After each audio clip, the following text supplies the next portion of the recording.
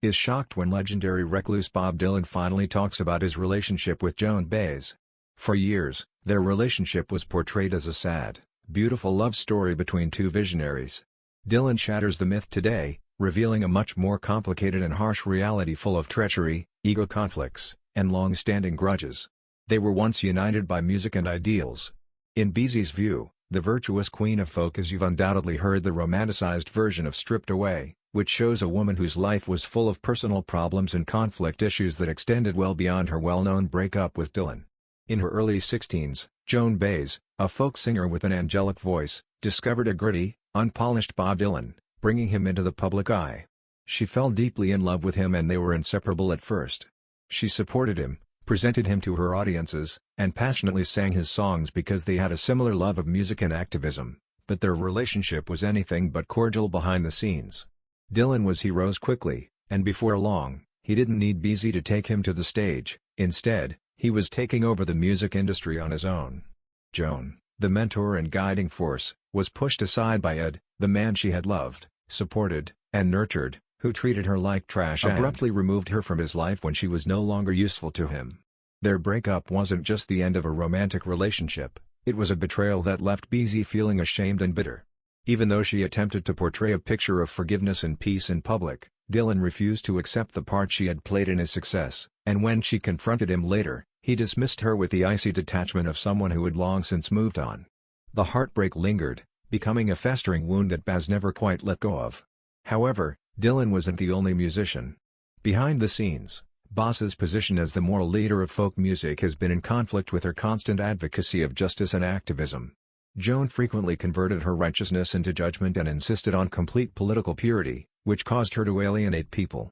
She had infamous conflicts with other folk musicians, such as Judy Collins, whom she considered too commercial, and Joni Mitchell, who thought she was preachy and patronizing because she frequently adopted a holier-than-thou attitude, demeaning people who weren't as politically active or committed to the cause as she was. Her passion was evident, but it also made her inflexible, unable to make concessions, and quick to turn on those who disagreed with her, even within the activist circle she supported. Baez experienced her fair share of disputes. While Joan Baez presented an appearance of harmony and calm, her private life was far more chaotic. Her unyielding attitude and demand on being the center of attention usually prompted riffs to like her but not always love or respect her. Her relationship with her father, Albert Baez, a well-known physicist, was tense. He had wanted his daughter to pursue a career in academia and intellectual rigor, but she chose music, disobedience, and activism instead. Her personal relationships were equally unstable, and despite their continued communication, there was always a sense of disappointment and implicit criticism. She married anti-war activist David Harris on January 1, 1968. But their marriage ended quickly due to her relentless touring and his incarceration for resisting the draft. Although she later stated that they were still friends, those close to her knew that the split had been bitter. She was another victim of Baez's inability to balance her personal life with her public mission. She had affairs and flings with well-known people, such as Steve Jobs, but none of them lasted, whether it was due to her unwavering pursuit of justice or just bad luck. She spent a significant portion of her life alone, never finding someone or anything that could match the intensity of her ideals. While many admired Baez's fierce commitment to social justice, others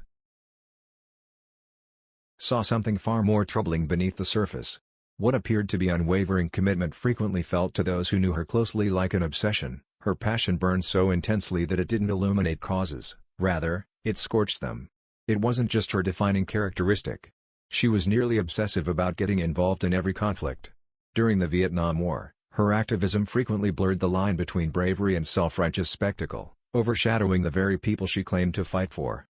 Imagine this in the midst of the chaos of war and the deafening roar of bombs. During the height of the fight, Joan Baez, a folk singer clad in symbolism, arrived in Hanoi. To some, she was a ray of hope, standing boldly in the middle of enemy territory, but to others, even within the anti-war movement, her acts were irresponsible and self-serving. Critics speculate that her trip was more about putting on a spectacular show with herself as the unflinching moral focal point than it was about showing unity. Her visit to Hanoi caused rifts in activist circles and was more than merely contentious. Some anti-war leaders felt she had gone too far, transforming a complicated geopolitical problem into a personal crusade. Rather than elevating the voices of those most impacted, she frequently became the focus of the narrative. Joan Baez's participation inside the civil rights movement was equally complex, and the war was no longer simply about Vietnam, it was about her standing against it with cameras documenting every moving moment. Although she marched with Martin Luther King Jr. and demanded justice with a voice that soared across audiences, not everyone behind the scenes embraced her. Although they didn't question her sincerity, some civil rights leaders saw her as an outsider who took advantage of their fight to further her own agenda. They wondered if she was there to support the movement or to make sure her legacy was woven into the fabric of history. Her propensity to take center stage caused tension, particularly among grassroots activists who spent years doing silent, selfless work while facing harsh punishment, incarceration, and constant threats. Some others felt that Baez wasn't really involved in a struggle because she had the luxury of joining and leaving movements as she wanted, constantly returning to the safety of her fame. She was a tourist who documented their suffering for the world to see, but she never stayed long enough to confront the more serious repercussions. Her sincere enthusiasm for activism frequently turned into a form of moral imperialism. She presented herself as a savior, the voice of righteousness in every room, and the face of every cause. However, activism isn't about being the loudest voice, it's about listening, learning, and occasionally taking a backseat because she struggled with the fact that her identity was inextricably linked to her activism. Who was she for all her moral posturing if she had no cause to fight? Joan Baez was not without scandal. Over the years, her image as the undefeated folk icon and steadfast activist with an angelic voice began to crumble, exposing a woman rife with contradictions. She stood on stages preaching justice and purity, but behind the scenes, the truth was far more convoluted. Beneath the sainthood she claimed to have, Baez was haunted by deeply flawed decisions that went against the very ideals she claimed to uphold. Her moments of hypocrisy weren't just small slip-ups, they were stark contradictions that left even her most devoted fans wondering who she was. She fiercely condemned government corruption, yet she benefited from the very system she decried while protesting against capitalism and inequality. She enjoyed the luxuries afforded by her fame, private tours, lucrative contracts, and high-profile connections that insulated her from the struggles faced by those she claimed to represent, the folk heroine who sang of the oppressed often lived far from the harsh realities she romanticized. Then there were her personal betrayals, cutting deeper than any political stance. She preached peace with unwavering conviction, yet her life was punctuated by bitter feuds, rivalry so intense they spilled into public view. Relationships that once seemed unbreakable turned toxic as Baez alienated friends and colleagues. With her unrelenting moral superiority, she demanded fierce loyalty from those around her, expecting unwavering support, but discarded people the moment they no longer served her cause or clashed with her rigid worldview. For someone who claimed to fight for love and understanding, her private life was filled with the rubble of destroyed friendships and broken bridges.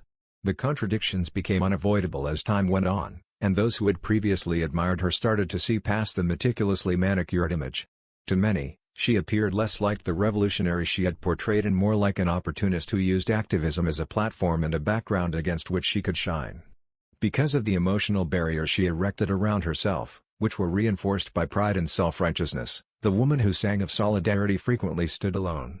Her feuds were not isolated incidents, rather, they were a sign of a larger pattern in which she had failed to maintain both romantic and platonic relationships.